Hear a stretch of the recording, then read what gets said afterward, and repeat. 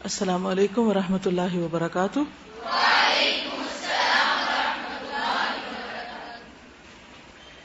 نحمده ونصلی علی رسولہ الکریم، اما بعد فاعوذ باللہ من الشیطان الرجیم، بسم اللہ الرحمن الرحیم، رب اشرح لی صدری ویسر لی امری واحلل عقدۃ من لسانی یفقہوا قولی۔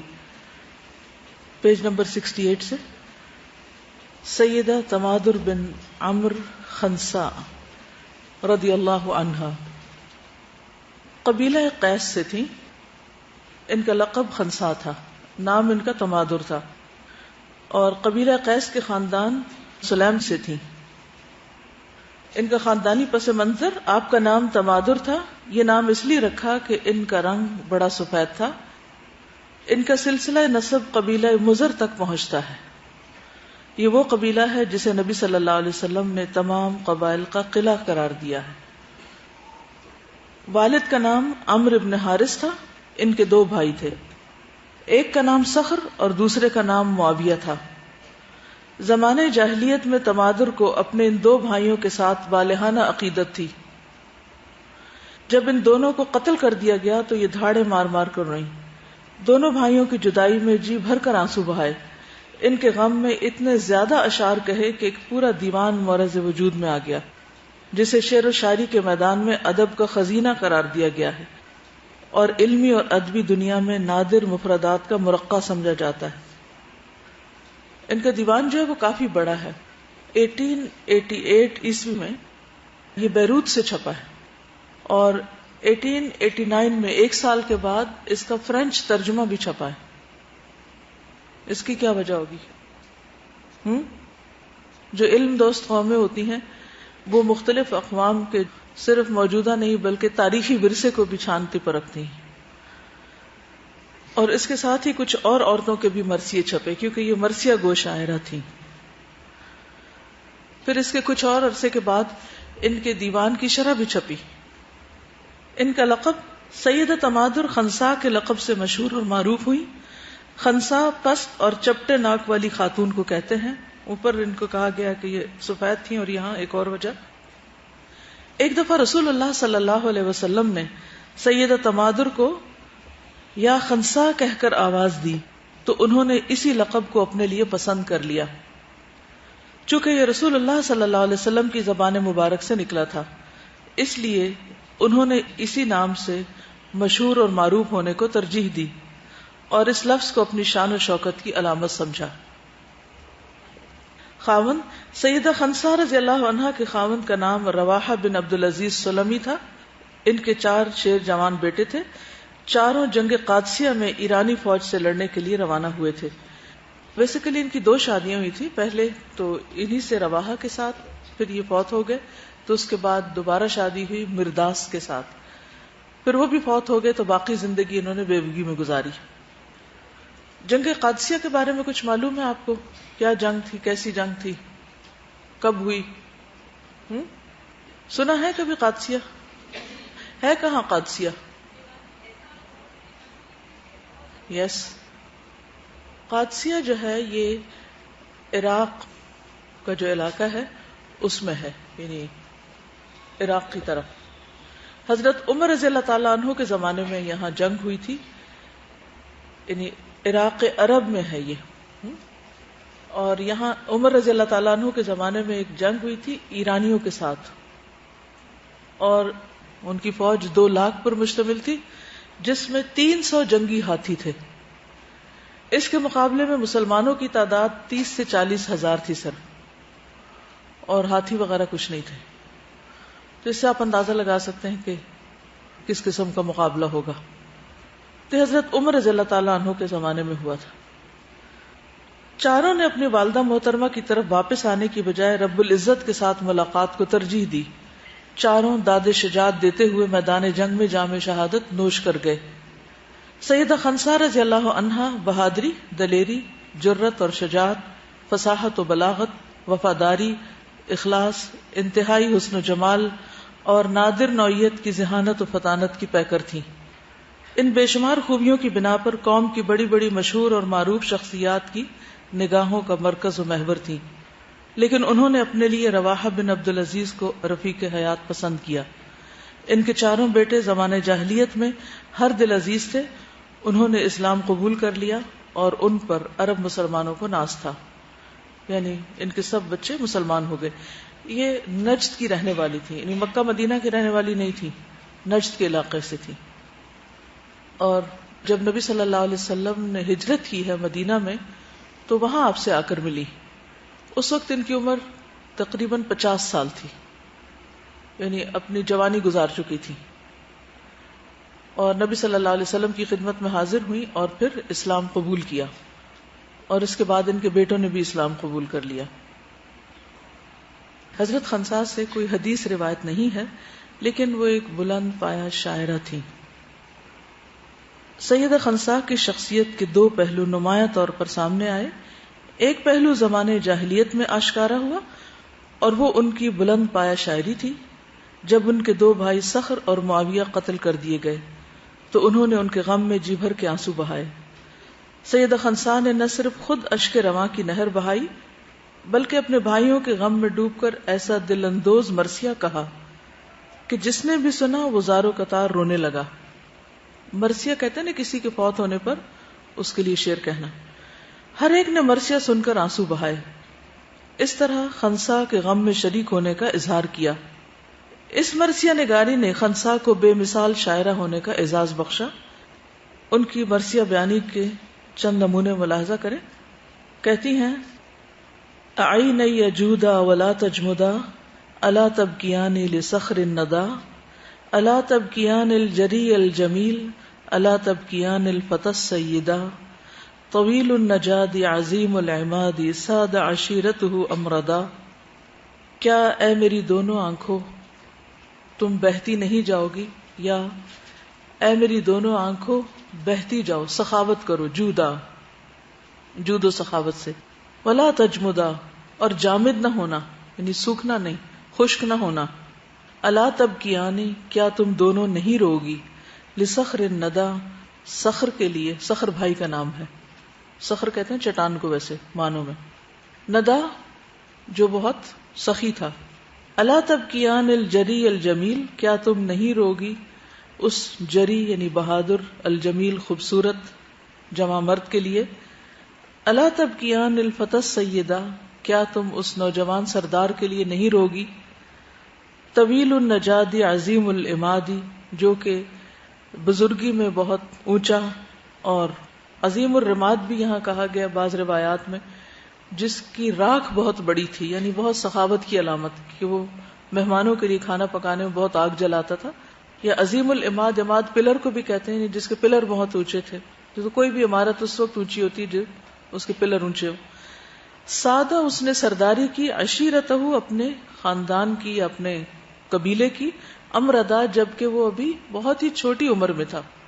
امرد کہتے ہیں اس کو جس کے ابھی داڑھی مونچھے وغیرہ نہ نکلی ہوں، یعنی بہت ہی نوجوان، بہت نو عمری میں اس نے سرداری کی تھی. پھر اس کے بعد یہ مزید شعر ہیں، یہ سارے اپنے بھائی کے تعریف میں اور اس کے وفات کے غم میں انہوں نے لکھے. سیدہ خنساء کی اپنے بھائی صخر کے ساتھ یک طرفہ محبت نہ تھی، یعنی صرف وہی محبت نہیں کرتی تھی بلکہ ان کا بھائی بھی اپنی بہن خنساء کے ساتھ حد درجہ محبت اور اپنائیت کا اظہار کرتا تھا. پھر بھلا بہن اپنے بھائی کے ساتھ وفاداری کا ثبوت کیوں نہ دیتی. وفاداری تو سیدہ خنساء کا ایک خاص وصف تھا. ایک دفعہ کا ذکر ہے کہ خنساء ام المومنین حضرت عائشہ رضی اللہ تعالی عنہا کی خدمت میں حاضر ہوئی تو انہوں نے ایک اون کی صدری پہنی ہوئی تھی. صدری کہتے ہیں کرتی کو، یعنی صرف سینے کے اوپر والے حصے میں چھوٹی سی، آپ سمجھیں جیسے جرسی یا سویٹر ہوتا ہے، اون کی بنی ہوئی. تو حضرت عائشہ نے ان سے فرمایا اے خنساء یہ خوبصورت صدری کیسے میسر آئی؟ اللہ کی قسم رسول اللہ صلی اللہ علیہ وسلم کے ساتھ میں نے زندگی بسر کی، آپ دنیا فانی سے رحلت فرما گئے، میں نے آج تک اس جیسی صدری زیب تن نہیں کی. تو خنساء نے جواب دیتے ہوئے کہا اس صدری کے پہننے کی بھی ایک داستان ہے. اون کی یہ صدری میں اپنے سے جدا نہیں کر سکتی، یہ میرے لباس کا لازمی جز بن چکی ہے. وہ داستان یہ ہے کہ میری شادی قوم کے ایک سردار کے ساتھ ہوئی. میرا خاوند بڑا شاہ خرچ انسان تھا، اس کے ہاتھ میں پیسہ نہیں ٹکتا تھا، بے دریغ مال خرچ کرنا اس کی عادت کا حصہ تھا. اس نے اتنی فضول خرچی کی کہ سارا مال ختم ہو گیا. جب ہمارے پاس خرچ کرنے کے لیے کچھ نہ بچا تو ہم اپنے بھائی صخر کے پاس آئے اور اسے اپنی حالت زار کے بارے میں بتایا. اس نے ہماری بپتا سنتے ہی اپنا سارا مال 2 حصوں میں تقسیم کیا. پھر اس نے ہم سے کہا کہ جو حصہ تمہیں اچھا لگتا ہے وہ میری طرف سے قبول کر لیں. یعنی اتنا سخی تھا وہ. ہم وافر مقدار میں بہترین مال لے کر واپس آئے. میرے خاوند نے چند دنوں میں وہ سارا مال خرچ کر دیا. ہم پھر خالی ہاتھ ہو گئے. میرے بھائی صخر کو پتا چلا تو اس نے پھر اپنے مال کے 2 حصے کیے اور مجھے کہا کہ جو مال اچھا لگتا ہے وہ تیرا ہوا. ان کی بیوی نے اسے کہا کہ تم کب تک اپنا مال 2 حصوں میں تقسیم کر کے ان کو نوازتے رہو گے؟ obviously جب ایسا موقع ہوتا ہے تو خاتون خانہ کو پریشانی ہوتی. تو جواب میں میرے بھائی نے یہ شعر کہا کہ واللہ لا افنحها شرارها فلو هلكت قددت خمارها واتخذت من شعر صدارها. تب سے میں نے قسم کھائی ہے کہ میں زندگی میں اس صدری کو اپنے سے الگ نہیں کروں گی. میرے بھائی نے 2 دفعہ اپنے مال کو 2 حصوں میں تقسیم کر کے ہر دفعہ ایک حصہ میرے سپرد کر دیا. اس طرح اس نے مال کے معاملے میں میرے ساتھ بڑی فیاضی کا ثبوت دیا. کیا میں اس کی جدائی میں اپنے آنسوؤں کا نذرانہ پیش کرنے میں فیاضی کا مظاہرہ نہیں کر سکتی؟ جب تک میری آنکھوں سے آنسو خشک نہیں ہو جاتے میں اپنے بھائی صخر کے غم میں آنسوؤں کا نذرانہ پیش کرتی رہوں گی. اور پھر اس کے بعد ان کے دوسرے بھائی معاویہ بھی فوت ہو گئے تو ان کے غم میں بھی انہوں نے مرثیے کہے. ایک روز سیدنا عمر بن خطاب نے حضرت خنسا سے پوچھا کہ آپ کی آنکھوں کے گرد سیاہ حلقوں کی کیا وجہ ہے؟ آپ نے فرمایا مضر قبیلہ کے سرداروں کے قتل پر رونے کی وجہ سے. یعنی بھائی اس کے جو تھے وہ سردار تھے اور جب وہ مر گئے تو یہ روتی نہیں. میری آنکھوں کی یہ حالت ہوئی ہے. عمر بن خطاب نے فرمایا اے خنسا وہ تو جہنم میں ہے. اس نے کہا اس کا مجھے اور زیادہ صدمہ ہے. پہلے تو میں اپنے بھائی صخر کی زندگی کے خاتمے پر روتی تھی اور اب میں اس کے جہنم میں ہونے پر روتی ہوں. جب جریر شاعر سے پوچھا گیا، یہ بنو امیہ کا شاعر تھا، 110 ہجری میں فوت ہوا ہے، کہ لوگوں میں سب سے بڑا شاعر کون ہے، تو اس نے کہا اگر خنسا نہ ہوتی تو میں سب سے بڑا شاعر ہوتا. جریر سے پوچھا گیا کہ سیدہ خنسا کو شاعری میں آپ اتنا بلند مقام کیوں دیتے ہیں، تو اس نے کہا کہ سیدہ خنسا کے ان اشعار کی وجہ سے. بہرحال جریر شاعر کا سیدہ خنسا کے بارے میں یہ تبصرہ ان کے بلند پایا شاعرہ ہونے پر دلالت کرتا ہے، کیونکہ کھرے کھوٹے سونے کی پہچان جوہری ہی کو ہوتی ہے. یعنی ایک شاعر ہی شاعر کا درجہ بتا سکتا ہے، عام انسان نہیں. مسلمان کیسے ہوئی؟ خنسا کا اپنے دونوں بھائیوں کے بارے میں موقف اس ماحول کے مطابق تھا جس میں اس نے تربیت پائی، لیکن یہ ماحول ہمیشہ نہ رہا. آفتاب اسلام طلوع ہوا، اس کی کرنیں سیدہ خنسا کے دل تک پہنچی تو ان کرنوں نے ان کے دل کی میل کچیل کو دھو کر صاف شفاف کر دیا. جہالت کی تمام آلائشیں پاک صاف کر دی اور سیدہ خنسا کو ایک نئے روپ میں تبدیل کر دیا. سیدہ تمازر اپنے مسلمان ہونے پر فخر کرنے لگی، لیکن اس خاتون نے کس طرح اسلام قبول کیا، کس چیز نے اس کی شخصیت کو یکسر بدل دیا. ہوا یہ کہ خنسا اپنے بیٹوں کے ہمراہ بنو سلیم کے وفد کے ساتھ رسول اللہ صلی اللہ علیہ وسلم سے ملاقات کے لیے روانہ ہوئی. جب یہ وفد آپ کی خدمت میں پہنچا تو آپ سے متاثر ہو کر سب نے اسلام قبول کر لیا. سب نے ایک اللہ اور اس کے رسول مقبول سے لو لگا لی. جب نبی کریم صلی اللہ علیہ وسلم نے خنسا سے اشعار سنے تو آپ نے مزید اشعار سننے کی خواہش کا اظہار کیا. یعنی جب یہ شعر سنا رہی تھی اپنے تو آپ نے مزید شعر ان سے سنے. رسول اللہ صلی اللہ علیہ وسلم نے اپنے دست مبارک سے اشارہ کرتے ہوئے فرمایا اے خنسا اور شعر سناؤ. لیکن جب بنو طے قبیلے کا وفد رسول اللہ صلی اللہ علیہ وسلم کے ساتھ ملاقات کے لیے آیا، وہ سب دائرہ اسلام میں داخل ہونے کی رغبت رکھتے تھے، تو اس وفد میں عدی بن حاتم اور اس کی ہمشیرہ صفانہ بنت حاتم اور قبیلہ بنو طے کے چند افراد آگے بڑھے. جب انہوں نے اسلام قبول کر لیا تو عدی بن حاتم نے کہا اے اللہ کے رسول، ہم میں ایک شخص سب سے بڑا شاعر ہے اور ایک سب لوگوں سے بڑھ کر سخی ہے اور ایک سب لوگوں سے بڑھ کر شہ سوار ہے. یعنی وہ اپنے قبیلے کے گن گانے لگے کہ ایک بہت بڑا شاعر ہے، ایک شہ سوار ہے اور ایک بہت بڑا سخی ہے. نبی صلی اللہ علیہ وسلم نے فرمایا ان کے نام لیں. عدی بن حاتم نے کہا لوگوں میں سب سے بڑا شاعر امر القیس بن حجر ہے اور لوگوں میں سب سے بڑا سخی میرا باپ حاتم بن سعد الطائی ہے اور لوگوں میں سب سے بڑا شہ سوار عمرو بن مادی کرب ہے. رسول اللہ صلی اللہ علیہ وسلم نے فرمایا اے عدی، جس طرح تم کہتے ہو یہ درست نہیں. در حقیقت لوگوں میں سب سے بڑھ کر شاعرہ خنسا ہے، لوگوں میں سب سے بڑھ کر سخاوت کرنے والا میں ہوں اور لوگوں میں سب سے بڑا شہ سوار علی ابن ابی طالب ہے. خنساء کے حق میں لوگوں میں سب سے بڑھ کر شاعرہ ہونے کی گواہی خود حضور صلی اللہ علیہ وسلم نے دی. بہرحال اب آپ دیکھیے کہ یہ خاتون جو ایک وقت میں اپنے بھائیوں پر اتنا روتی ہیں، دوسرے وقت میں کس طرح اپنے بیٹوں کو اللہ کی خاطر نکلنے کے لیے ہمت بندھاتی ہیں اور یہ کہتی ہیں کہ تم پیٹ پھیر کر واپس نہیں آنا. انسان وہی ہے، خاتون وہی ہے، لیکن کس طرح پورا پرسپیکٹو چینج ہو جاتا ہے. کس وجہ سے؟ ایمان کے اندر داخل ہونے سے. پہلے بھائیوں کی سخاوت اور ان کی خوبیوں پہ روتی تھی ان کے مرنے کے بعد کہ کیسے کیسے انسان دنیا سے چلے گئے، لیکن اس کے بعد وہ ان کے جہنم میں ہونے پر، یعنی مسلمان نہ ہونے کی وجہ سے، یعنی کفر کی حالت میں مرنے کی وجہ سے وہ روتی تھی کہ ان کا انجام کیا ہوگا. پھر یہ ہے کہ جہاں اس کے لیے بھائیوں کا مرنا اتنا بھاری تھا، وہاں بیٹوں کو شہادت کے لیے خود انکریج کر رہی ہیں. موت تو وہی ہے، موت تو موت ہے، اور ایک عورت کے لیے بھائی سے زیادہ اس کی اپنی اولاد قیمتی ہو سکتی، لیکن کس طرح خوشی کے ساتھ اور کتنی ہمت کے ساتھ اور کتنے بہترین الفاظ کے ساتھ آگے ہم پڑھیں گے کہ وہ اپنے بیٹوں کو بہادری کے ساتھ لڑنے کے لیے کہتے ہیں، اور وہ بھی کس طرح اپنی ماں کی بات کو پلے باندھ لیتے ہیں، اور ان میں سے ایک بھی واپس نہیں آتا، اور ان کے واپس نہ آنے پر وہ شکر ادا کرتی ہیں، ایک آنسو بھی نہیں بہاتی. یہ اتنا بڑا فرق کیوں؟ جی مجھے لگتا ہے کہ پہلے ان کی نظر میں صرف دنیا اور اپنے فوائد اور وہ چیزیں سامنے تھیں. ایمان لانے کے بعد نظر آخرت پر ہو گئی، اور پھر اس کی خاطر وہ سب کچھ قربان کرنے کو تیار ہو گئی. یعنی وہ محبتیں، جب اللہ کی محبت آتی ہے تو پھر دنیا اور دنیا سے متعلق اللہ کی محبت سب سے بڑھ کر ہے جی، اور اس محبت کے سامنے بیٹوں کی محبت کوئی چیز نہیں. جی، اور اللہ کی اور پھر محبت ایک نہیں 4 بیٹے. جی، اللہ کی محبت میں پھر اس کی پہچان یہ ہے کہ اپنی ہر محبوب چیز قربان کر دی جائے. لن تنالوا البر حتى تنفقوا مما تحبون. جی جی ان کی شخصیت کے اندر جو وفاداری کا عنصر ہے وہ بہت نمایاں ہے. پہلے بھائیوں کی وفاداری میں ان کے پیچھے غمخواری کرتی رہی، اور اب دین کے ساتھ ان کی جو وفاداری ہے اس کا ثبوت دے رہی. یعنی آخرت انسان کو ایسی ہوپ دیتی ہے، ایسی امید دیتی ہے کہ اس میں بڑے سے بڑا غم انسان کے لیے بہت ہی حقیر ہو جاتا ہے. ہاں اگر واقعی حقیقی معنوں میں آخرت پر ایمان انسان کے دل میں آ جائے، ساری بات ہی ایمان کی.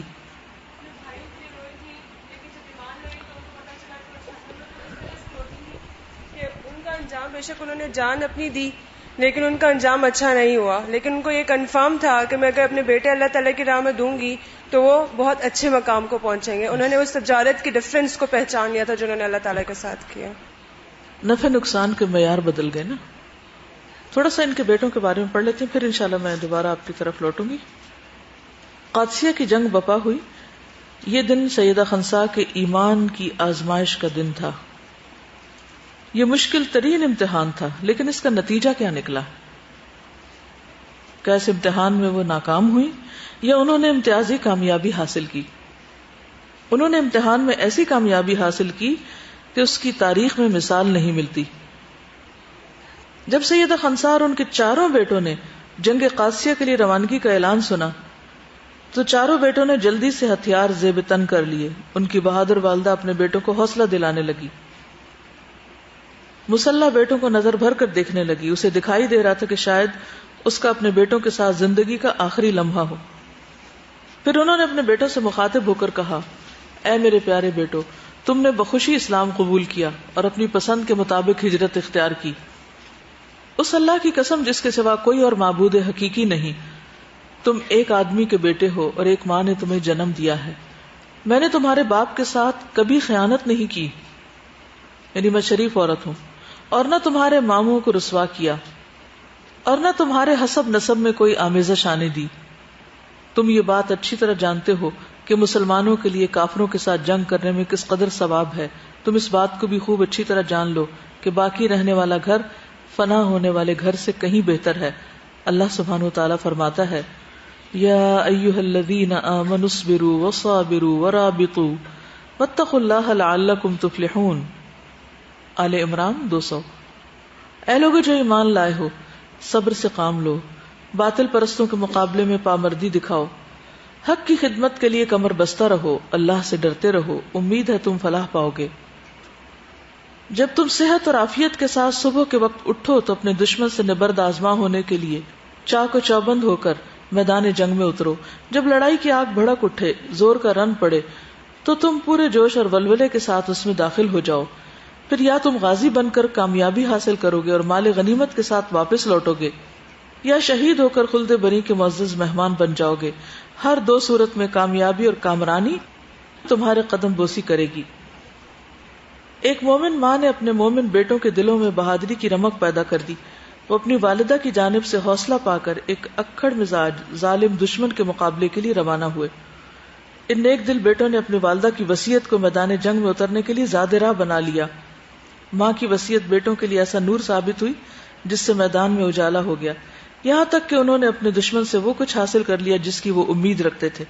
پھر نوجوان بیٹے جنگ کے لیے تیار ہو گئے اور انہوں نے اپنی والدہ سے پختہ عہد کیا کہ یا وہ غازی بنیں گے یا جام شہادت نوش کریں گے. ان دونوں میں سے ایک اعزاز اپنے رب کے حکم سے ضرور حاصل کریں گے. جب یہ بہادر بیٹے اپنے والدہ سے میدان جنگ کی طرف پلٹے تو ان کے کانوں میں ماں کی دعائیں تھیں جو ان کے لیے جوش، ولولے اور جذبے کا باعث بن رہی تھی، خوف، تردد، بزدلی کو بھگا رہی تھی. یہ ایسے نوجوان تھے جو اپنے رب پر ایمان لے آئے تھے، رشت و ہدایت سے آراستہ ہو چکے تھے، اور وہ اپنی ماں کے فرما بردار بیٹے تھے، اور اپنے دشمن کے خلاف ان کے دل غیظ و غضب سے بھرے ہوئے تھے. وہ قوت ایمان سے آراستہ تھے، خوف و ہراس ان کے قریب بھی نہ پھٹکتا تھا.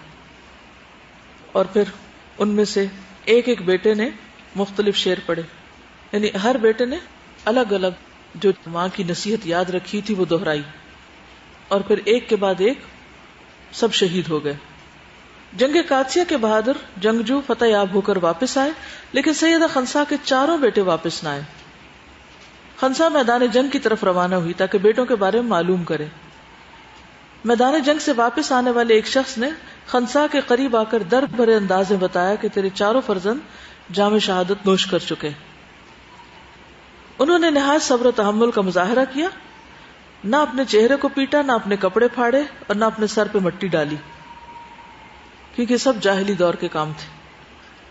لیکن اب انہوں نے اس میں سے کوئی بھی کام نہیں کیا، اور بہت خوش دلی کے ساتھ یہ الفاظ کہے کہ الحمدللہ الذی شرفنی باستشہادہم جمیعا وارجو من ربی ان یجمعنی بہم فی مستقر رحمتہ.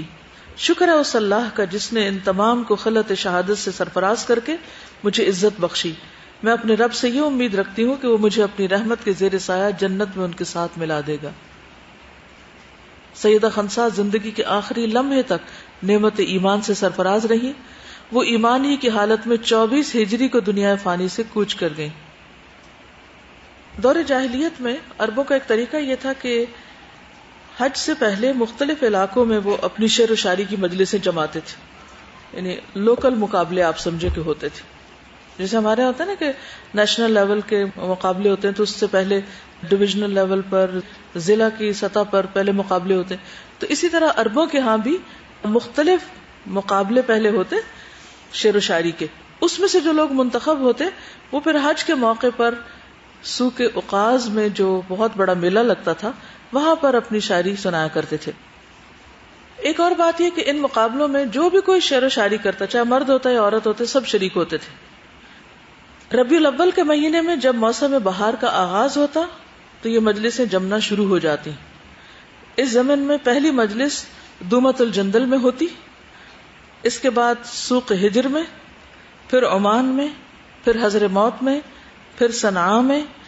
اور جب ذی القعدہ کا مہینہ شروع ہوتا اور لوگ مکہ مکرمہ کی طرف جانے لگتے ہیں یعنی حج کے غرض سے، تو وہاں پر سوق عکاظ میں آخری اور فائنل ایک طرح سے مجلس منعقد ہوتی، اور اس میں جو قصیدہ منتخب ہوتا اس کو سونے کے پانی سے لکھ کر کعبہ پر لٹکا دیا جاتا تھا. اور اس میں عرب کے تمام قبائل کے سردار اور بڑے بڑے لوگ شریک ہوتے تھے. اور اگر کوئی شاعر خود نہیں آ سکتا تھا تو وہ اپنے کسی نمائندے کو بھیج دیا کرتا تھا، یعنی اس اجتماع میں حاضری کو وہ اپنے لیے بڑا اہم سمجھتے تھے. کیونکہ عربوں کے پاس اور تو کچھ تھا نہیں، شعر و شاعری میں ہی وہ دوسری قوموں سے آگے تھے زبان دانی کے مقابلوں میں. تو بہرحال اس میں شاعری عام طور پر کیا ہوتی تھی؟ اپنے آباء و اجداد کے کارنامے بیان کرتے، اپنی سخاوت اور اپنی خوبیاں اور تعریفیں اور اپنی قوم کی خوبیاں، اور اسی قسم کے جیسے مرثیے انہوں نے لکھے اپنے بھائیوں کے لیے. تو اس قسم کی شاعری کے مقابلے ہوتے تھے یا سنی سنائی جاتی تھی. خنسا بھی ہر سال ان مقابلوں میں شریک ہوتی تھی کیونکہ ایک بہت بڑی شاعرہ تھی اور اس کے مرثیے بھی بے نظیر سمجھے جاتے تھے.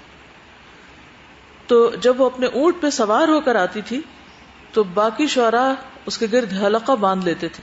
یہ دور جاہلیت کی بات ہے، اب اس کو یہ مت سمجھیے کہ ہمارے لیے نمونہ ہے اور ہم بھی یہ کام شروع کر دیں. یہ جو کچھ ان کی قوم میں ہوتا تھا اسے بیان کیا جائے، تاریخ بیان ہو رہی ہے ایک طرح سے.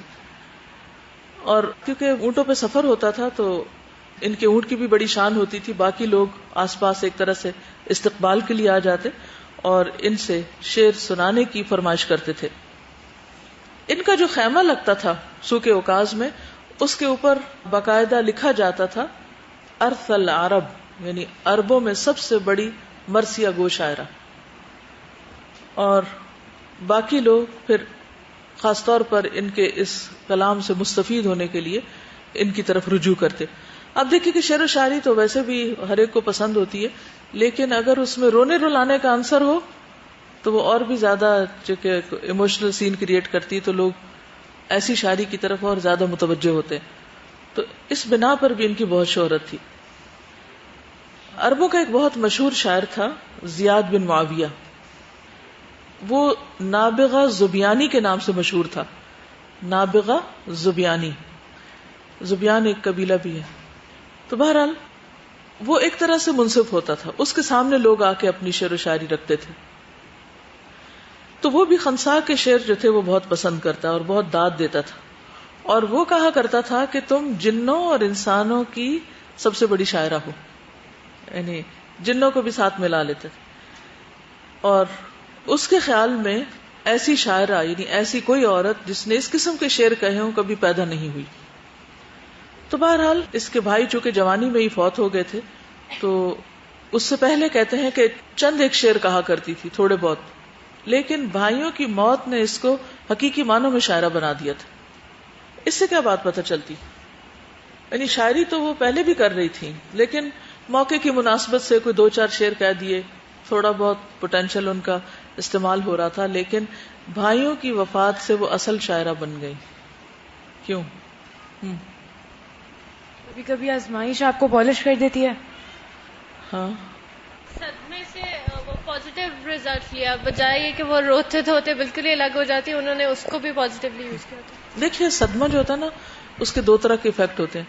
کچھ لوگ صدمے کی وجہ سے ڈپریشن میں چلے جاتے ہیں اور کسی بھی کام کے قابل نہیں رہتے اور سب کام کاج چھوڑ دیتے ہیں، جو وہ پہلے کر رہے تھے وہ بھی چھوڑ دیتے ہیں، دیوانگی کی طرف چل پڑتے ہیں، دیوانے ہو جاتے ہیں، بعض اوقات بہکی بہکی باتیں کرنے لگتے ہیں، خود پریشان ہوتے ہیں، دوسروں کو پریشان کرتے ہیں، اور ان سے زندگی کا گویا مقصد اور لطف اور حسن سب کچھ چھن جاتا ہے. یہ ایک منفی رویہ ہے.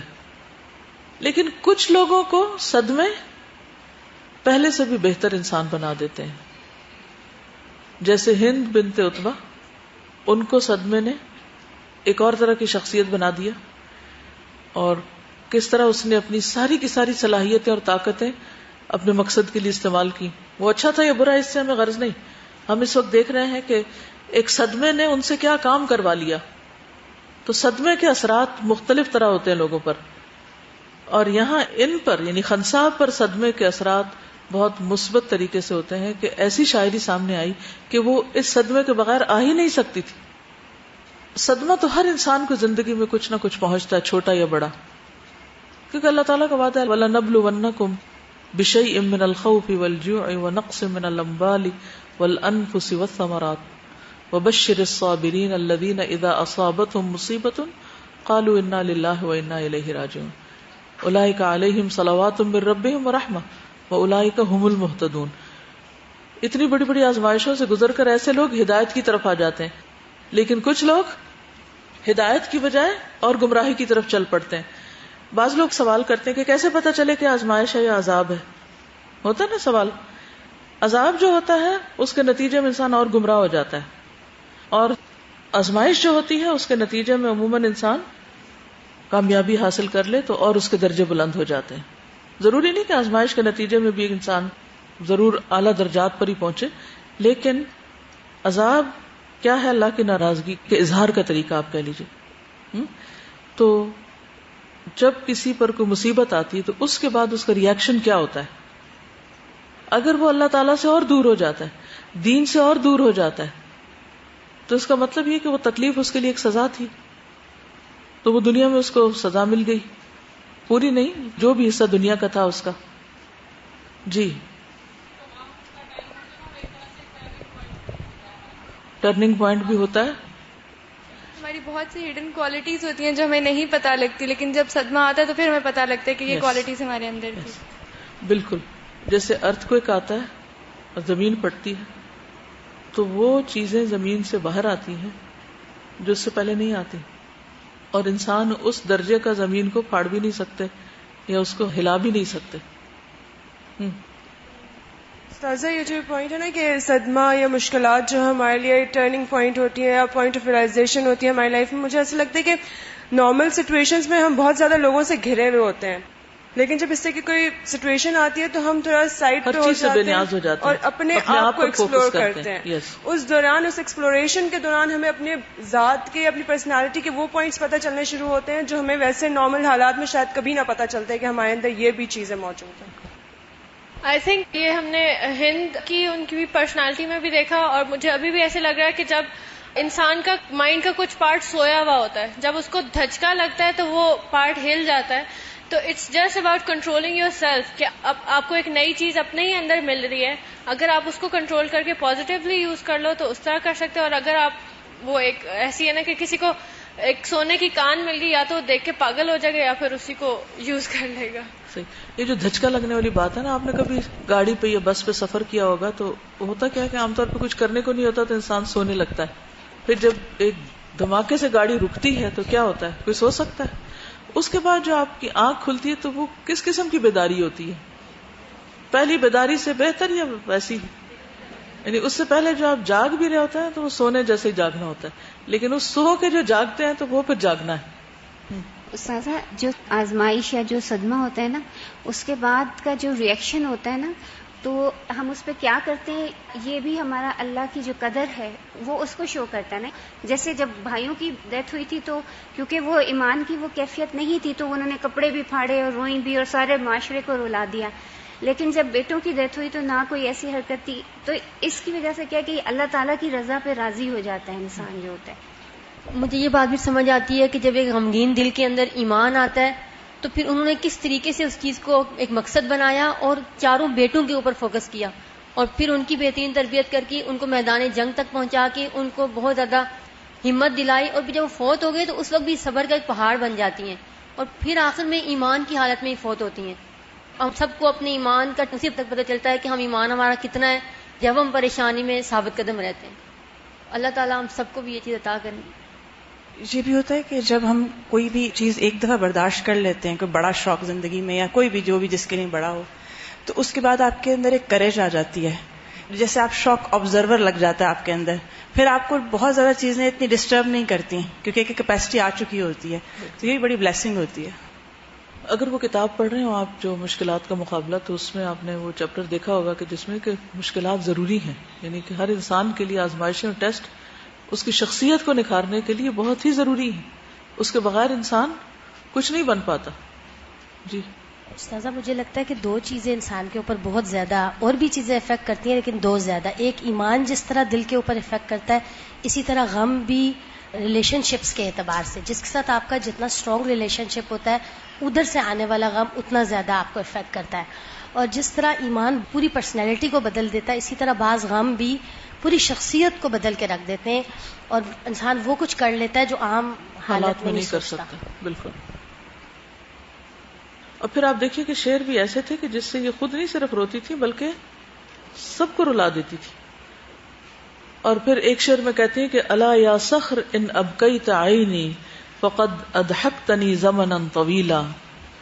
اے صخر، اگر تو نے میری آنکھوں کو رلایا ہے تو کیا ہوا، ایک عرصہ دراز تک تو نے ان کو ہنسایا بھی تو ہے.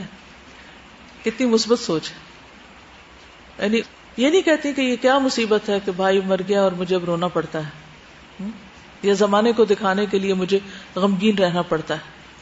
اس پر بھی کہتی ہیں کہ اگر تو نے رلایا تو ہنسایا بھی تو تھا. ایک مرتبہ حضرت حسان کے ساتھ ان کا آمنا سامنا. آپ کو معلوم ہے کہ حضرت حسان نے 120 سال عمر پائی تھی، 60 سال دور جاہلیت میں اور 60 سال اسلام میں. اب انہوں نے بھی 50 سال دور جاہلیت کے گزارے تھے اور اس کے بعد کی زندگی پھر اسلام میں گزاری. تو یہ سارا وہی معاشرہ تھا جس کے یہ پیداوار تھے. تو جیسا کہ میں نے عرض کیا کہ ہر سال سوک اوکاز میں جو میلہ لگتا تھا اور جس میں شعر سنائے جاتے تھے، اور نابغہ زبیانی کے سامنے جس کا سرخ رنگ کا خیمہ لگتا تھا، اور یہ مجلسیں بہت مشہور تھی، تو وہاں ہر قسم کے شاعر اکٹھے بھی ہوتے تھے. آپ یوں سمجھے کہ شاعروں کی اسمبلی ہوتی تھی وہاں، اینول اسمبلی. تو اس سے پھر یہ ہے کہ ایک دوسرے سے ملاقات بھی ہوتی اور ایک دوسرے سے اپنے شعر و شاعری جو ہے اس کا نقد بھی کرواتے اور ایک دوسرے کی شاعری پر تبصرے بھی ہوتے تھے. اور یہی ان کی ایک انٹلیکچوئل ایکٹیویٹی تھی. فزیکل ایکٹیویٹی کیا تھی؟ لڑائی جھگڑا بہت کرتے تھے، بات بات پر قتل و غارت کے لیے تیار ہو جاتے. لیکن انٹلیکچوئل ایکٹیویٹی حج کے مہینے میں ہی ہوتی تھی. بہرحال ایک دفعہ نابغہ زبیانی کی زبان سے حضرت حسان نے خنسا کے اشعار کی تعریف سنی. نابغہ زبیانی بہت معتقد تھا نا خنسا کا. تو حضرت حسان کو تھوڑا برا لگا. انہوں نے کہا کہ اچھا، میں خنسا سے زیادہ بہتر شاعر ہوں. یہ سب دور جاہلیت کی باتیں ہیں. تو نابغہ زبیانی نے یہ الفاظ سن کر حسان سے تو کچھ نہیں کہا، خنسا کی طرف دیکھا. یہ سب آمنے سامنے ہو رہا ہے. تو خنسا نے کہا کہ حسان، آپ اپنے قصیدے کے جس شعر کو سب سے زیادہ بہتر قرار دیتے ہیں وہ پڑھیے. اب یہاں بھی آپ دیکھیے کہ ایک دم ریاکشن نہیں ہے ان کا، اور حالانکہ شاعرہ ہیں، جذباتی بھی ہو سکتی تھی. اسی وقت کچھ شعر جواب میں کہتی تو ایک لڑائی شروع ہو جاتی، لیکن بہت ٹھنڈے دل سے بہت اچھی طرح اس تنقید کو لیتی ہیں اور کہتی ہیں اچھا ٹھیک ہے، آپ بڑے شاعر ہیں، آپ کوئی شعر سنائیے جس کو آپ سب سے عمدہ شعر اپنا قرار دیتے ہیں. تو انہوں نے ایک شعر سنایا، اور وہ کیا تھا؟ لنا الجفنات الغر يلمعن في الضحى واسيافنا يقطون من نجدة الدماء. یعنی ہمارے پاس بڑے بڑے صاف شفاف برتن ہیں جو چاشت کے وقت چمکتے ہیں اور ہماری تلواریں بلندی سے خون ٹپکاتی ہیں. شعر سن کر خنسا نے کہا یہ شعر 7 مقامات پر بلندی سے گر گیا ہے. یعنی اس شعر کے اندر سے 7 چیزیں نکالی انہوں نے. اب وہ ان مقامات کی نشاندہی کرتی ہیں. نمبر 1، وہ کہتی ہیں کہ جفنات کا لفظ 10 سے کم پر بولا جاتا ہے. اس کی جگہ مناسب لفظ جفان تھا، وہ قرآن میں آتا نا. پھر غرن کے معنی ہے پیشانی کی سفیدی، اس کی بجائے بیدن ہوتا تو زیادہ بہتر تھا، کیونکہ آپ انسان کی سفیدی کی بات نہیں کر رہے، جفان کی سفیدی کی بات ہو رہی. یلمانا عارضی چمک کو کہا جاتا ہے، یہاں یشرق نہ ہوتا تو بہت مناسب رہتا، اس لیے کہ لمعان کی بنسبت اشراق زیادہ دیر پا ہوتا ہے. بجلی جب چمکتی ہے نا تو لمع، اور سورج جب نکلتا ہے تو اس کی جو روشنی ہوتی ہے وہ کافی دیر تک رہتی. چوتھی بات کہتے ہیں کہ الضحیٰ سے الدجا زیادہ موزوں تھا، کیونکہ روشنی سیاہی میں زیادہ اہمیت کی حامل ہوتی ہے، تو دجا ضحیٰ سے پہلے کا وقت ہوتا ہے. اسیاف کا اطلاق جمع قلت پر ہوتا ہے، اس کی بجائے سیوف استعمال کرنا چاہیے تھا. یقترنا میں وہ خوبی نہیں پائی جاتی جو یسلنا میں پائی جاتی ہے، لہذا یقترنا کی بجائے یسلنا زیادہ مناسب تھا. اور دمن کی جگہ دماغ ہونا چاہیے تھا، اس لیے کہ اس میں کثرت کے معنی پائے جاتے ہیں. حضرت حسان نے خنسا کے یہ اعتراضات سنے تو خاموش ہو گئے. تو اس سے کیا پتہ چلتا ہے؟ عورت بھی عقل رکھتی ہے، بشرطے کہ یوز کرے اور پازیٹیولی استعمال کرے. جی آپ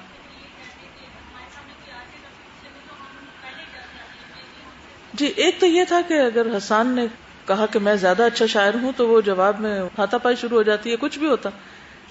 لیکن کس طریقے سے جواب دیا، جواب دینے کے انداز پہ آپ غور کیجئے کہ دلیل کے ساتھ جواب، پھر آگے بحث کچھ بھی نہیں ہو سکتی تھی.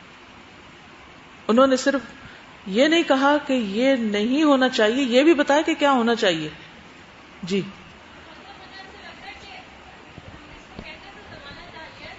اللہ کرے کہ آپ لوگ کچھ عربی ادب پڑھ سکیں کبھی. حضرت عمر کہا کرتے تھے کہ ان الشعر دیوان العرب، شعر و شاعری جو ہے وہ عربوں کا دیوان ہے یا ان کی تاریخ ہے، ان کا سرمایہ ہے. اس سے پتہ چلتا ہے کہ اس قوم کے اخلاق کیا تھے. جب بھی میں کسی کو سنتی ہوں نا وہ نبی صلی اللہ علیہ وسلم کی تعریف بیان کرنے سے پہلے عرب جاہلیت کے دور کی بہت برائیاں کرتا ہے تو میں سوچتی ہوں کہ اس نے تاریخ نہیں پڑھی، یہ جانتے ہی نہیں عربوں کو، یہ صرف سنی سنائی باتیں نقل ہو رہی ہیں. کیونکہ بظاہر ایسا لگتا ہے جیسے کسی کام کے نہیں تھے، کچھ بھی نہیں تھا ان کے پاس. لیکن میں سوچتی ہوں کہ اگر اتنے نکمے تھے تو اللہ تعالیٰ نے ان کو اپنے اس کام کے لیے کیوں چنا؟ کچھ تھا نا ان کے اندر، کچھ عقل، سمجھ، حکمت. ٹھیک ہے خرابیاں بھی تھیں، اسلام نے آ کے کیا کیا؟ خرابیاں دور کر دی اور ان کی خوبیوں کو استعمال کیا. میں یہی کہنا چاہ رہی تھی کہ ہم کہتے تو زمانہ جاہلیت ہے، لیکن مجھے لگتا ہے کہ وہ ہم لوگوں سے زیادہ براڈ مائنڈڈ تھے. کیونکہ ایک مجھے سیناریو یاد آ رہا تھا، ایک آرکیٹیکچر کی کاؤنسل کا ایک کانفرنس تھا اور پینل پہ ایک پاکستان کی جو سب سے بڑی آرکیٹیکٹ ہیں وہ درمیان میں بیٹھی تھی، اور جو تین دونوں سائڈ پہ مرد تھے نا وہ اتنی ٹینشن سے ان کو دیکھے تھے کہ یہ عورت ہو کے ہمارے بیچ میں آ گئی ہے. تو ہماری ابھی تک وہ جو ہم لوگ اپنے آپ کو بہت براڈ مائنڈیڈ اور ماڈرن کہتے ہیں وہ سینس نہیں ختم ہوئی. اور ٹالرنس کا جو لیول ہے مختلف سطح پر وہ بھی سب جانتے ہیں. ان کا فیلڈ تھا نا، تو جو جس کا فیلڈ ہوتا ہے نا اس میں اس کو بات جتنی اچھی سمجھ آتی ہے وہ دوسرے کو نہیں آتی، دوسرے کو صرف سطحی آتی. اچھا ایسے لوگ تھے جن کے سامنے قرآن نازل ہوا تھا اور وہ اس میں کوئی خامی نہ نکال سکے. یہ تھا قرآن کا اعجاز. یعنی جو ایک شعر میں اتنی باتیں نکال سکتے ہیں وہ قرآن میں بھی تو بہت کچھ نکال سکتے تھے نا، لیکن نہیں نکال سکے. وہ چپ ہو گئے، بلکہ عاجز ہو گئے. کہا کہ اس کے بعد تو اب کچھ گنجائش ہی نہیں رہی. جی حافظہ ان لوگوں کا بہت اچھا تھا. یہ بھی قرآن کی پھر صداقت پر ایک دلیل ہے، اور احادیث کو یاد کرنے کے اوپر کہ حافظے میں تھی ان کے وہ احادیث وغیرہ بھی. اور پھر یہ صرف شعر و شاعری نہیں، صرف اشعار ہی یاد نہیں رکھتے تھے بلکہ نسب نامے بھی یاد رکھتے تھے، اور صرف اپنے نہیں اونٹوں کے بھی نسب نامے یاد رکھتے تھے.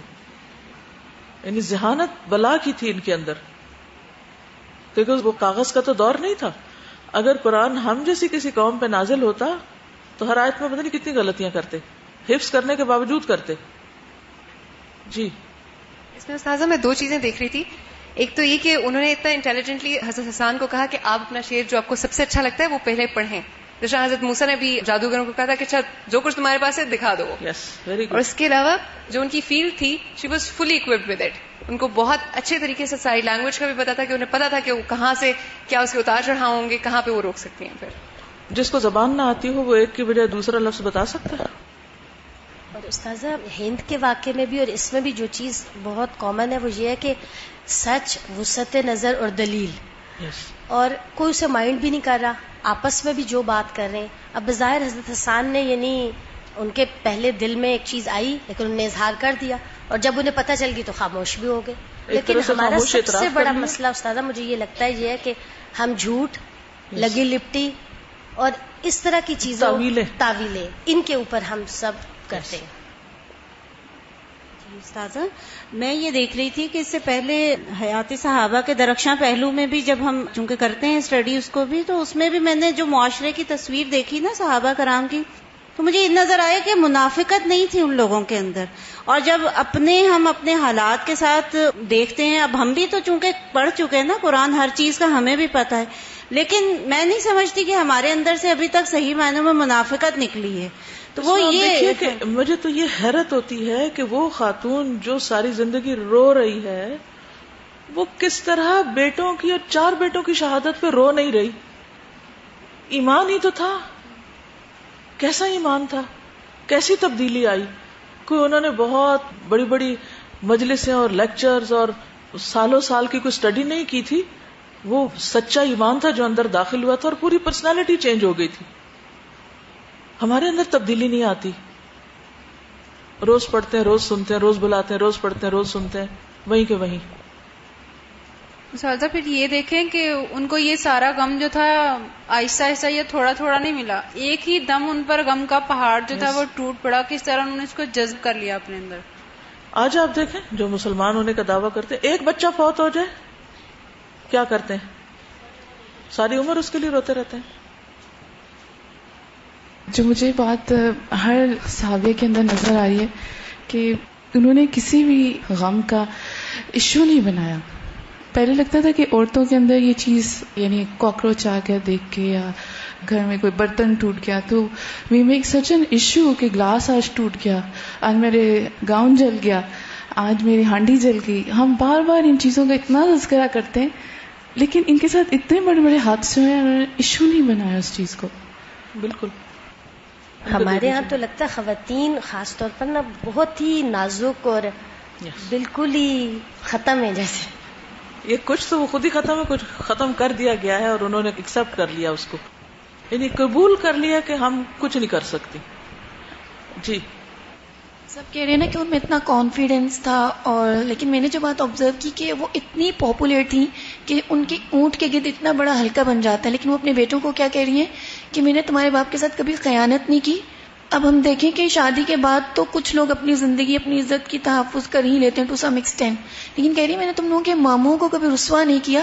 یعنی کہ ان کی شادی کے پہلے کی بھی زندگی ایسی تھی کہ کوئی حرف نہیں اٹھا سکتا تھا، اور پھر جب بیوہ ہو جاتی ہیں تو کہتی ہیں کہ میں نے تم لوگوں کے نسب میں کسی چیز کی آمیزش نہیں ہونی دی. تو یہ ان کی حیا اور ان کی عزت کی جو پاسداری انہوں نے کی، یہ اس کی وجہ سے اتنا کانفیڈینس تھا کہ کوئی بھی کسی بھی ایج میں ان کے اوپر انگلی نہیں اٹھا سکتا. اور اتنی پاپولیرٹی میں تو جیسے ہم دیکھتے ہیں کیسے کیسے ایشوز نہیں بن جاتے اور ہم ان چیزوں کو جائز کر لیتے ہیں اپنے لیے. کوئی میگزین کھول لیں، سیلیبریٹیز کے جو قصے آپ کو دنیا بھر کے ملیں گے وہ سب کو پتا ہے کہ صرف سکینڈلز کے قصے کہانیاں لکھے ہوتے ہیں. اور یہاں پر آپ دیکھیے کہ کس طرح ہر چیز کی حفاظت ہے، اور یہ کتنا بڑا جوہر ہے نا ایک عورت کے لیے کہ اپنی عزت و عصمت کی حفاظت کرنا. اور پھر آپ دیکھیے کہ جتنی بھی چیزیں ہیں، مجھے سب سے زیادہ فیسینیٹنگ چیز یہ لگتی ہے، ایک بھائی کے لیے کہتے ہیں عینیا جودا ولا تجمدا، میری دونوں آنکھوں بہتی جاؤ بہتی جاؤ، کبھی نہ رکنا، کبھی نہ خشک ہونا. کیا تم نہیں رہو گی؟ اپنے آپ کو غیرت دلا رہی، کیا تم نہیں رہو گی اس بھائی کے لیے جو بہت سخی تھا؟ اور اب بیٹے شہید ہو گئے ہیں اور وہ نہیں روتی، اور بیٹوں کی شہادت کے 10 سال بعد تک زندہ رہتی ہیں. حضرت عمر رضی اللہ تعالیٰ عنہ ان کے بیٹوں کا جو وظیفہ تھا پھر وہ بعد میں ان کو دیا کرتے تھے، اور یہ ان کے بڑھاپے کا دور تھا. ان کو نہیں پتا تھا میں اکیلی رہ گئی ہوں اب، اور میرا اب کیا بنے گا، میرے تو بڑھاپے کا سہارا چلا گیا. تو یہ جو تبدیلی ہے یہ قابل غور ہے. اور یہ تبدیلی کس نے پیدا کی؟ یہ اسلام کا کمال ہے، یہ دین کا کمال ہے، یہ ایمان ہے. خیارکم فی الجاہلیت خیارکم فی الاسلام اذا فقہوا. جو جاہلیت میں بہترین لوگ تھے وہ اسلام میں بھی بڑے بہترین ہیں جب وہ دین کی سمجھ بوجھ حاصل کر گئے. جی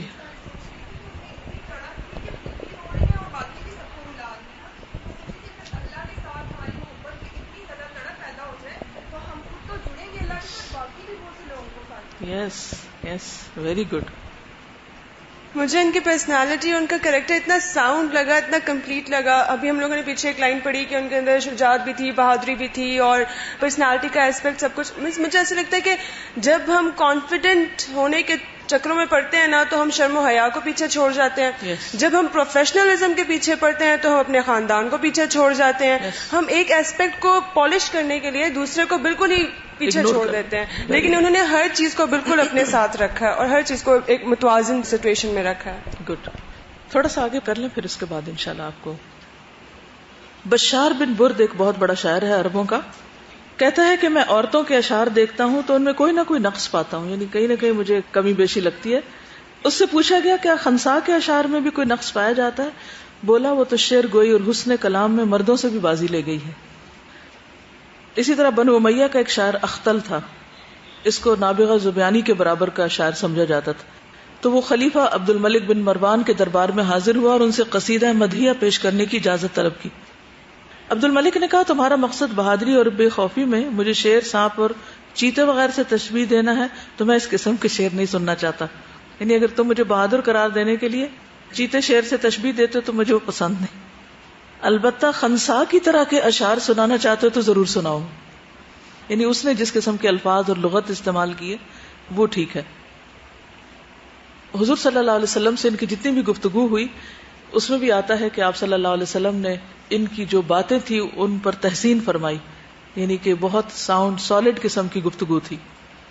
کیونکہ بعض اوقات ہم خواتین کیا کرتی ہیں کہ موضوع کوئی چل رہا ہوتا ہے اور سوال کوئی اور کر دیتے ہیں، پوچھنے والا کچھ پوچھ رہا ہوتا ہے اور ہم کچھ اور کسی طرف چل پڑتے ہیں.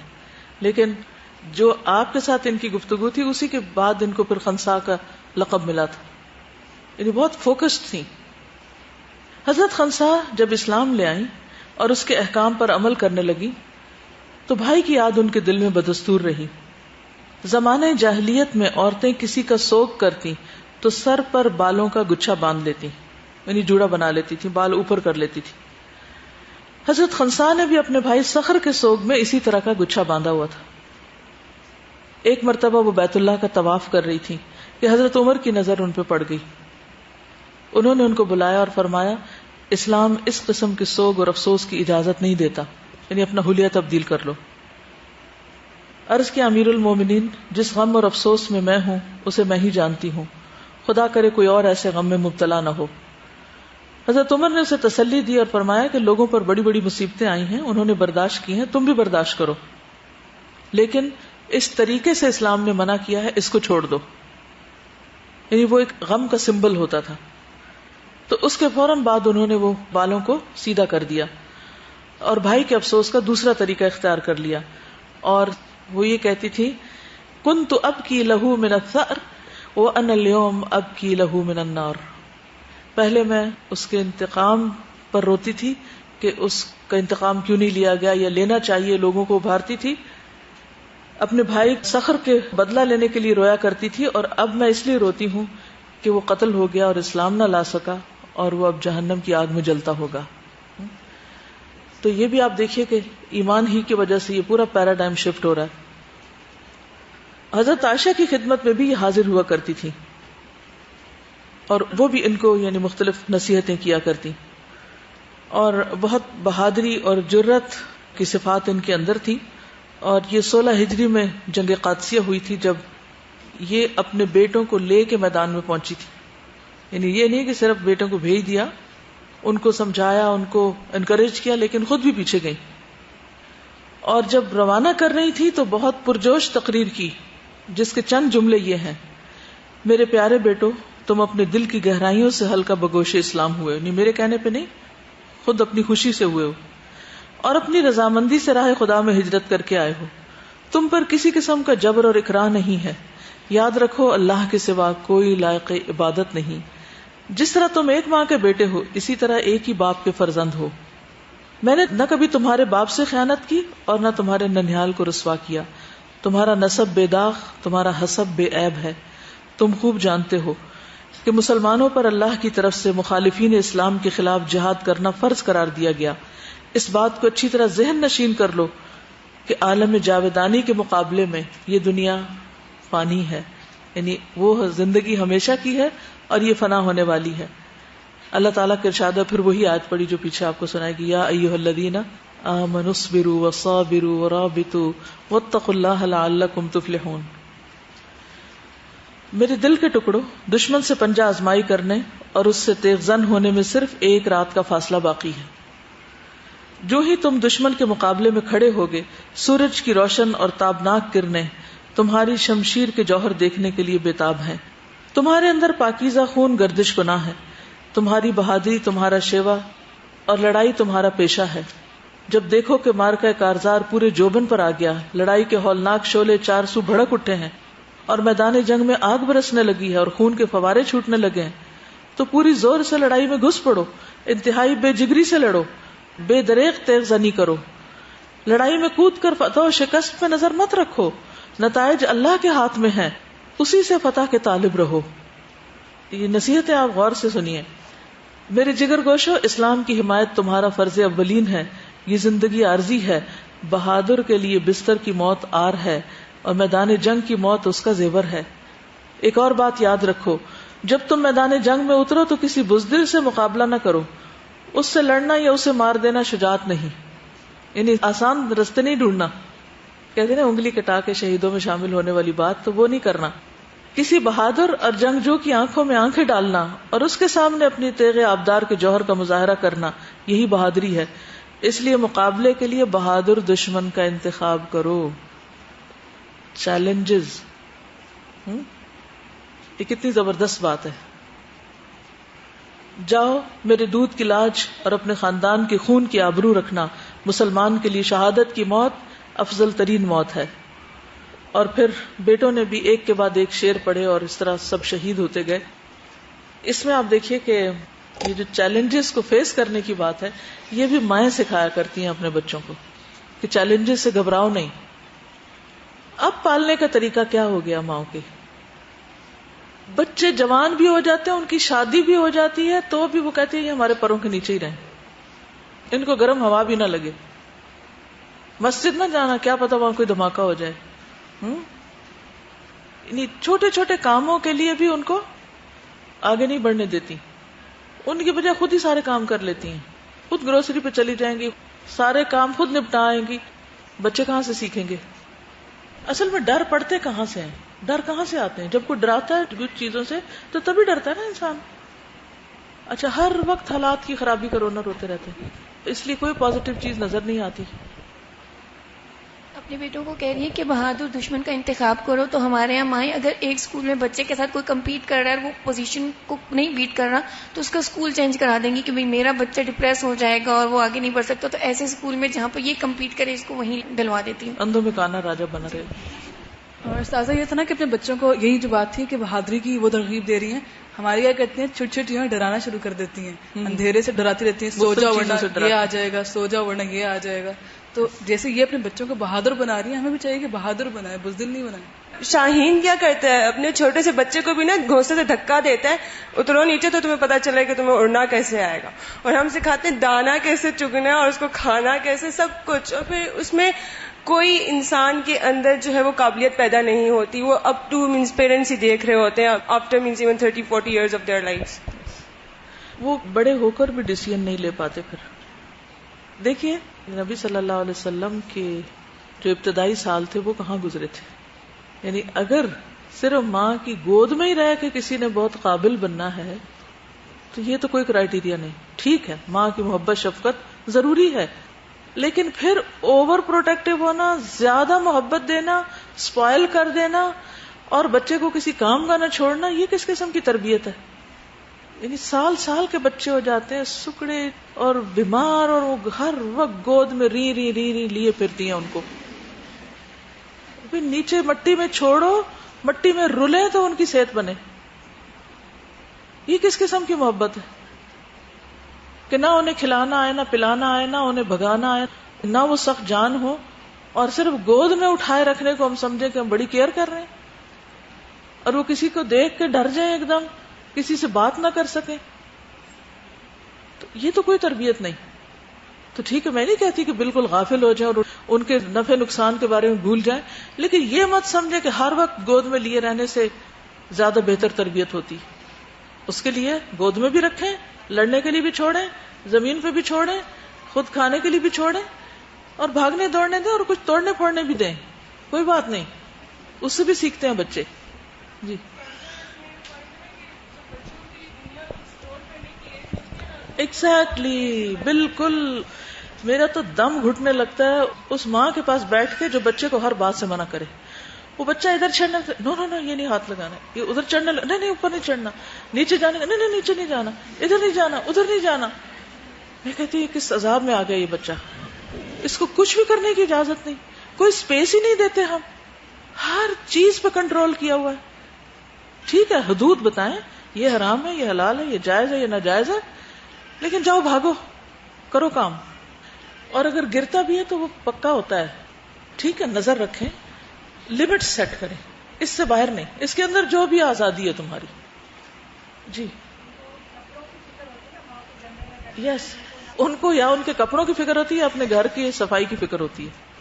یعنی بعض مائیں کھانا تک نہیں کھانے دیتی بچوں کو بعض اوقات کہ یہ ان کے اب کپڑے چینج کرا دیے تو یہ گندے ہو جائیں گے، وہ رہے بھوکے. ان کو پھر جنک فوڈ دے دیں گی کہ کپڑے نہیں خراب ہو، ہاتھ نہیں خراب ہو.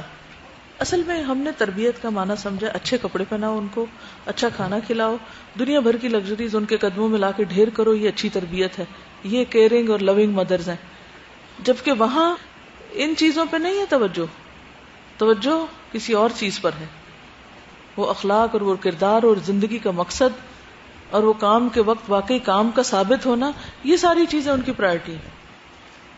استاذہ یہ جو اپنے بیٹوں کو نصیحت کر رہی ہیں اس کے اندر میں نے سب سے اچھی چیز یہ دیکھی کہ یہ ایک سکسیسفل مدر تھی، اور وہ انہوں نے یہ نہیں کہا کہ میں نے اپنی ساری زندگی اتنی سکسیس حاصل کی اب تم لوگ بھی سکسیس حاصل کرو، میرے نقشے قدم میں فالو کرو. یا میں شاعر تھی تم شاعر بنو. ہاں جی، تو وہ اللہ تعالیٰ سے اپنے بچوں کو جوڑ رہی ہیں اور ان کو آخرت پر ان کا فوکس رکھ رہی ہیں، جو آج کل کی ماؤں کے لیے اتنا ضروری ہے. دوسری چیز میں نے یہ سیکھی کہ یہ اتنی بزرگ تھی نا، مطلب 50 ایئرز میں انہوں نے اسلام قبول کیا تھا، اور حضرت عائشہ کتنی چھوٹی تھی اور یہ ان سے بھی جا کے نصیحت حاصل کرتی تھی. حالانکہ عورتیں عموماً جب کمپیٹیٹو ہوتی ہیں تو وہ ایک دوسرے کی بالکل بات نہیں سنتی، لیکن انہوں نے اس کو اور نہیں بننے دیا اپنا. اپنے بچوں کی تربیت اس طرح کرنی ہے کہ ان پر ڈیپینڈ نہیں کری. ہمارے یہاں بیسیکلی لڑکوں کو اس طرح براٹ اپ کیا جاتا ہے کہ آپ ہمارے بڑھاپے کا سہارا ہے، اور وہ اس طرح کریے کہ آپ کو جا کے اللہ کی راہ میں لڑنا. اصل میں عقیدے کی خرابی ہے نا، اللہ کو سہارا نہیں سمجھتے نا، انسانوں کو سہارا سمجھتے ہیں. پھر وہ ذرا ادھر سے ادھر ہوتے ہیں تو ہم ٹوٹ کے رہ جاتے ہیں. وہ انسان کدھر چلے گئے، اب تو ہم بھی مری جائیں گے. دیکھیے انہی عورتوں نے وہ بچے پالے نا جو صحابہ کرام بنے اور پھر ان کے ہاتھوں یہ ساری جو بھی اسلام کی ترقی ہوئی اور آگے دین ہر ایک تک پھیلا اور سارے چیلنجز کا انہوں نے مقابلہ کیا. جی یس بالکل، یہ جو نقطہ ہے نا بہت ہی کام کا ہے کہ ہم بچوں کو نا اپنی ملکیت سمجھتے ہیں، اس لیے کبھی اس ملکیت سے ہاتھ اٹھاتے ہی نہیں، چاہے وہ بوڑھے ہی ہو جائیں تب بھی کہتے ہیں ہماری ملکیت ہے. اور نتیجتاً پھر کیا ہوتا ہے، اتنے پوزیسو ہوتے ہیں، اتنے پوزیسو. یہ لڑائی جھگڑے جو ساس بہو کے لڑائی جھگڑے یہ کس بنا پر ہے؟ اسی بنا پر ہے. یہ سمجھتے نہیں کہ اللہ کی امانت ہے ہمارے پاس اور ان کو اللہ کا بندہ بنانا ہے. اوکے، سبحانک اللہم و بحمدک، اشہد ان لا الہ الا انت، استغفرک و اتوب الیک. السلام علیکم و رحمۃ اللہ وبرکاتہ.